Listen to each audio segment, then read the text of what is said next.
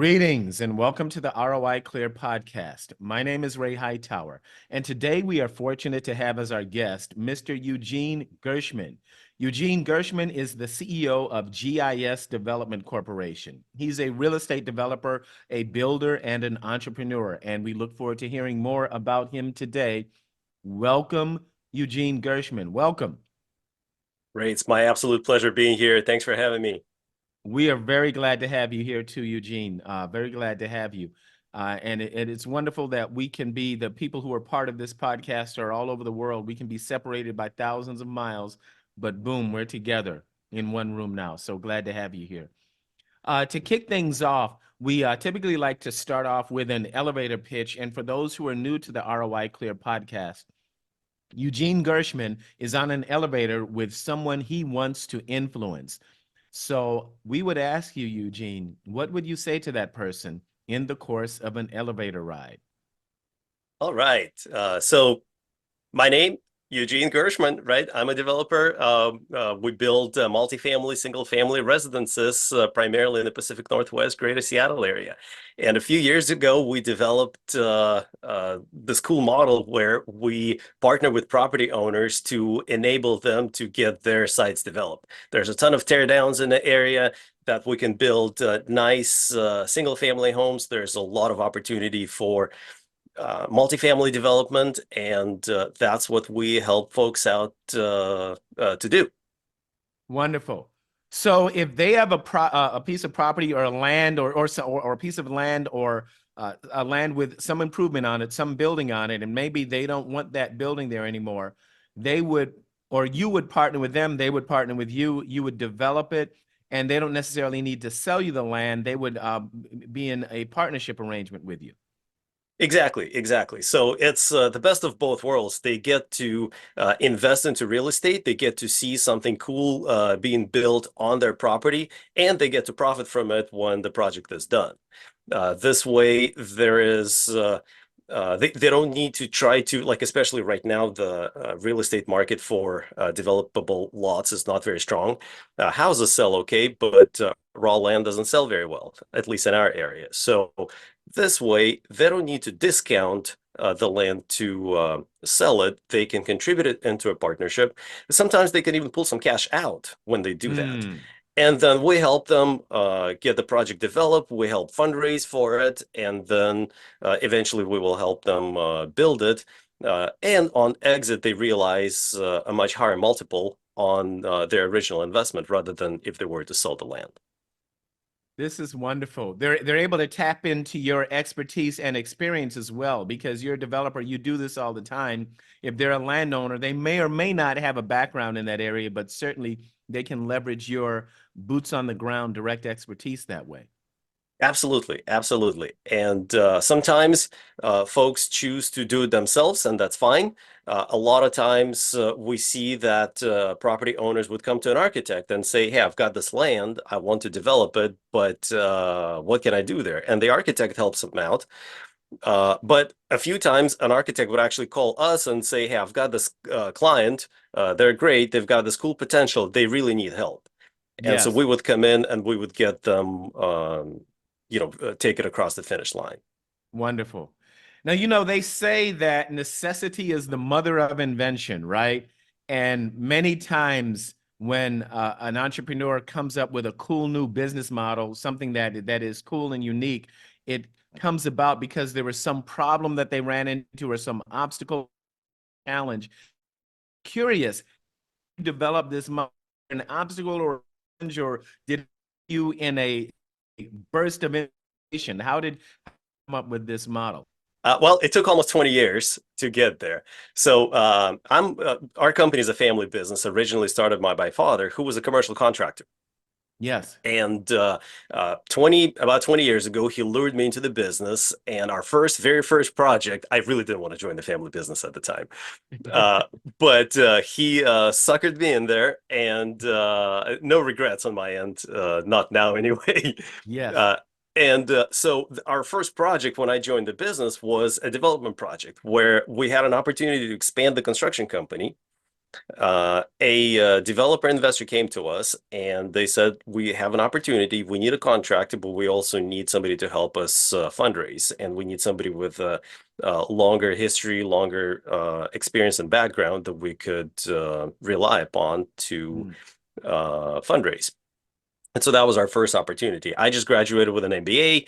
I was not a builder. My father said, well, you know how to do the numbers, so why don't you do the numbers and see if it makes sense? And that was our first partnership. That's how the model first, that's how we first started talking about, well, maybe we could do, instead of just building, we could also do development.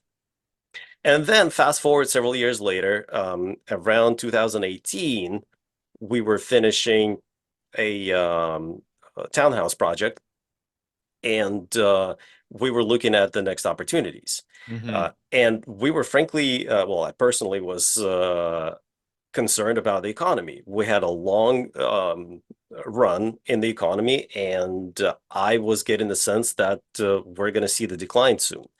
And so I did not want to get back on a fundraising bandwagon. I did not want to buy the land at the time. And that's when we got approached by a couple of other property owners who had projects in development and they needed help taking them across the finish line. So we said, perfect, let's do that. That way, we don't need to fundraise right now to start something from scratch. We can help somebody who already is underway on the project.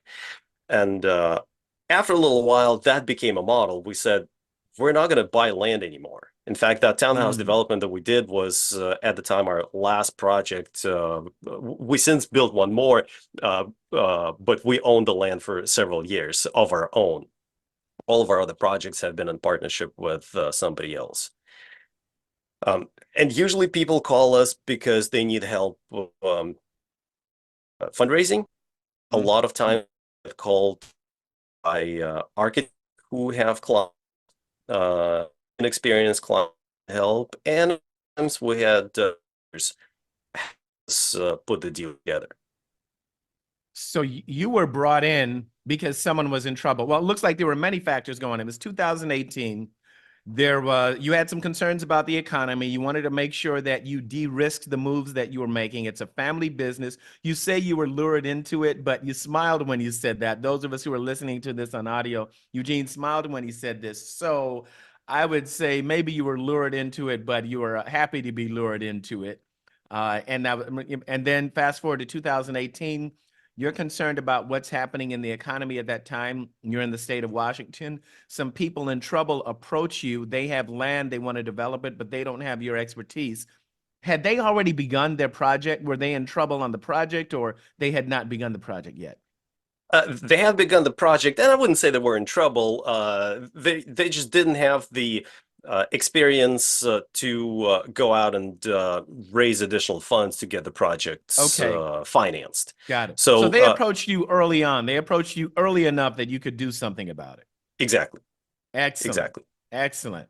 And as a result of going through that experience, you said, you know what? We're not going to just be contractors, constructors, builders. Yes, we have that experience, but we're going to get in earlier on the deal, be the developers, and have an ownership piece of the whole project. Exactly. So we would contribute our profits. The way we position ourselves is we don't make any profit during the development process.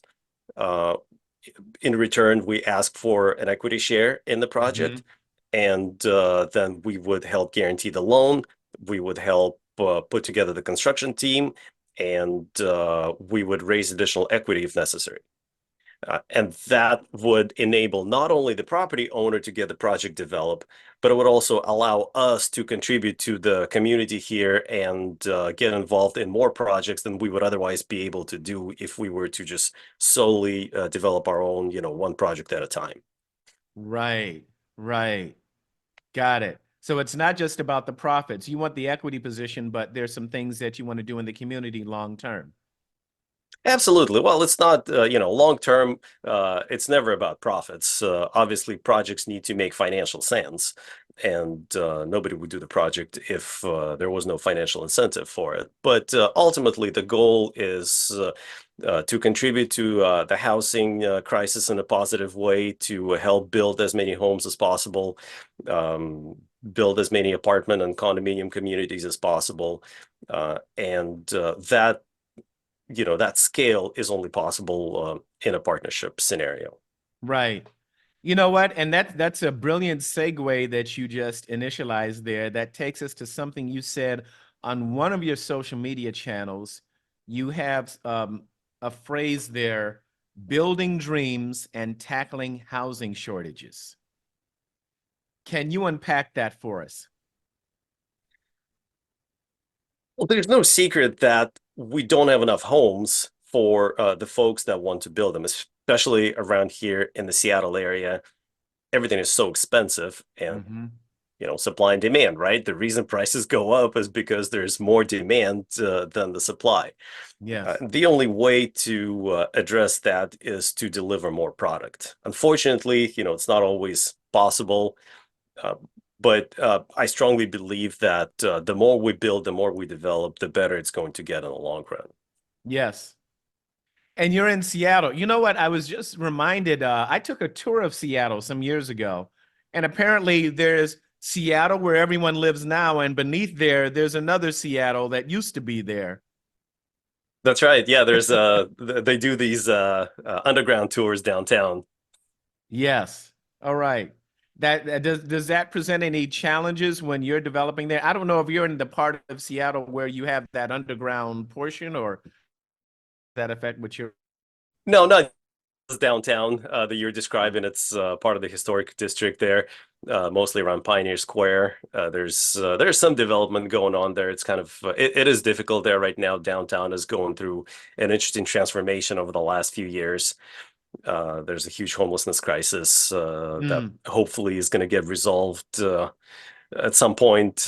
But downtown is experiencing kind of an interesting shift right now. We're mostly on the east side of the area. There's Lake Washington here that separates us from Seattle core, and that's hmm. where most of the tech community is growing.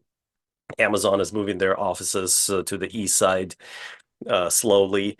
Uh, this is the home of Microsoft. This is where all the tech is growing. Meta is growing. Google is growing around here. So that's where the new tech money is located. And so we're trying to build out here. We're also expanding, building communities down south in the Tacoma area. Tacoma is, Hmm. probably the oldest city in the state. That's where our next project is located. But yeah, so I forgot where I was going with this, but No, I was asking you about the Seattle beneath the Seattle, and you're that, talking about geographically where you are. that's Wonderful. right. Yep. Yeah, yeah. Now let's go back a little bit. You mentioned how you were lured into the family business. Tell us about how the family business got started, and then your impressions of it growing up into it. And I should preface this by saying, here's why I'm asking. Statistically, there are very few family businesses that get passed on to the next generation, to the second generation. If you talk about the third generation, it's even lower. So clearly, in your family, something is being done right. Perhaps there's some lessons you can share with me and with our audience so that we might be able to do multi-generation family businesses as well. It's interesting. We never really planned for it to go this way. Well, my father may have, but he never shared the goal with me. It Yes. evolved almost naturally for me. When I graduated from college, my degree was in economics. My father was always a builder. Hmm. He was in construction his entire life. My grandfather, his dad was in construction. They weren't in business together. My grandfather had a government job, but he was always involved in construction projects. And so going through college, I really did not want to be in a family business. I majored in economics. I started working in an investment firm and doing, small scale kind of financial planning, retirement planning deals. And that was the path I was on. I wasn't super thrilled about it. And when we had this opportunity to invest into a project and to become a partner in a development project, the way it was born for us is I started analyzing pro formas. I started Mm. analyzing the numbers. And that skill set that I acquired in business school became very useful to where the company was going to pivot. And the pivot was from construction into more of development world. Mm-hmm. Interestingly enough, my sister, who's also in business with us, she was going through college. She majored in business, and she always knew that she was going to join the family business. So that was kind of her path. She didn't even want to look for a job when she was graduating. Right. To me, I wanted to find my independent path. So what you're asking is interesting because I have three kids and my sister has two boys. Mm-hmm. Uh, and we have talked about, well, will any of our children continue with us in family business? And, right now it's too early to tell, but Mm-hmm. at least one or two of them between, five siblings or five children, three of mine and two of hers, there's probably one or two that would fit the bill that would have enough entrepreneurship spirit and enough interest in continuing this. Mm-hmm. So, I think the most important part about creating this longevity and creating this path for the family to for the kids to join the business and to continue it is to have a goal in mind. It's Mm. not just being on a hamster wheel, running this little shop or restaurant or whatever. It's actually having a bigger vision, bigger goal, and so that's what I think is important. Having a bigger vision, a bigger goal. And that must have been communicated to you, maybe not explicitly, but looking back, do you see that your father communicated that to you and your sister when you were growing up? I believe so. I believe so. We're definitely we have discussed the strategies and the development path many times. Our father's original goal was to vertically integrate the company. He wanted to own the design and engineering aspect of business. He wanted to own manufacturing aspect of business. He wanted to own the construction aspect of business, and this kind of a wide growth was Mm-hmm. the original path. I mean, visions evolve. Today, we're scaling not scaling, but we're narrowing the vision into just the development path and Mm. increasing the partnerships because this is something that we can't control.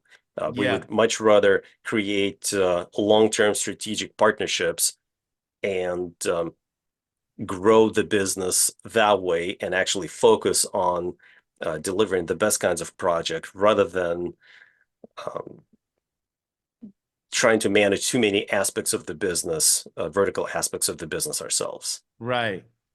You're practicing Who Not How by Sullivan and Hardy. That's right. That's right. You're doing that real time, right in the middle of it and expanding that. That's, yeah, wonderful. Now, let me ask you, what is it? Because you're doing so much. You're on a mission to deal with the homelessness issue. You're on a mission to do that. Certainly, you're developing. You're bringing in people who have land that needs to be developed, and you're bringing them in as partners rather than just acquiring the land and taking on all that risk. And you're also creating opportunities for them. With all of the things that you have going on, what would you say excites you most about what you're doing with GIS? What excites me most today is to see where this economy is going to take us and what part we're going to play in it. Mm-hmm. It is very interesting. When you look back, you kind of see the path. It's the vision is hindsight is 2020, right? When you look in the back, you're like, oh, well, that all made sense. But now you're Yeah. sitting here today looking out the window, and you don't know what's going to happen tomorrow. Right. We don't know what's going to happen with inflation. We don't know what's going to happen with interest rates. We don't know what's going to happen with GDP growth. We don't know what's going to happen with the election, with immigration, and all of these issues are compounded. And we're sitting here trying to navigate the business and trying to see how what are we going to do to Hmm. grow the business, to survive in this environment.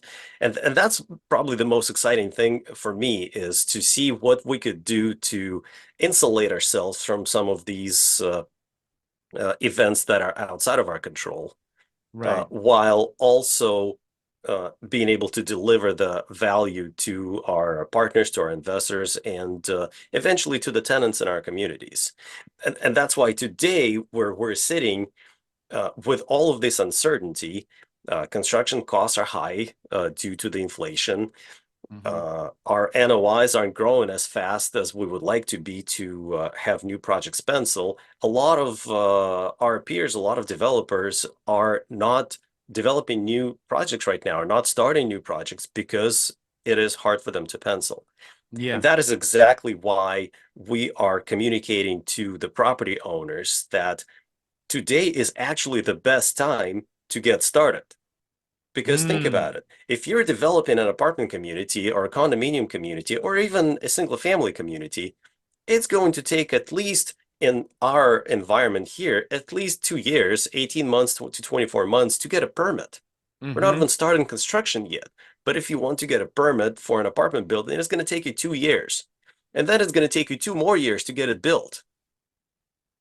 Do we really think that in 4 years, the economy is not going to change? The NOIs aren't going to grow. The construction costs Right. aren't going to stabilize. No.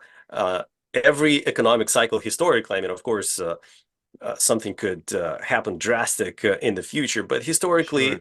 economy goes through cycles. Right now, we're in a down cycle of the economy, and I do believe that it is going to take minimum of 2 years for us to see the upward trend. Well, in 2 years, a lot of the other developers are going to start. If we start today, in 2 years, we'll have the permit and we can start construction. And so that is kind of the most exciting thing for me, is to see this opportunity, especially for longer term planning, um, to get things going right now. I love that, man. Today is the best time to get started. That's right. I love that. When you're right in the middle of it and other people are afraid, and then there are other obstacles and some people have pulled back, you're saying push ahead because today is the best time to get started. That's right. Wonderful, wonderful. That's right. We are coming towards the end of our time together. This has gone really quick, Eugene. This has gone very, very quickly. And as we wrap up, a couple of things I want to ask you. Clearly, you're well-read, economics undergrad, MBA, grad school, and clearly you're well-read and you're immersed in your business. What are you reading now, or what are you listening to now to sharpen your saw and to keep yourself sharp? Audiobooks definitely on my runs and drives. One of my favorite, it's not super new, but one of my favorite is Never Split the Difference by By Chris Chris Voss. Voss. Yep, Yes, love the yes, negotiation book. I'm rereading it for the third time now. It's yes. funny how you pick up little things, little details. Definitely one of my favorite. I like Oversubscribed. Mm-hmm. Uh, Love that whole concept of building up uh, the loyal base, loyal customer base, loyal partner base. And so that's I'm trying to practice this and trying to preach that. So that's these are my top two, I'd say. Yes. Okay. Never split the difference and oversubscribed. We will make sure we include links to those in our show notes. And then finally, how can people get in touch with you? GIScompanies.co, that's our website. I have a personal blog dedicated to private equity, privateequity.dev. And otherwise, I'm on LinkedIn, Eugene Gershman. I'm on Instagram. Look me up. All right. And we'll include those in the show notes as well. Eugene Gershman, thank you so much for being with us today on the ROI Clear podcast. Ray, thank you very much.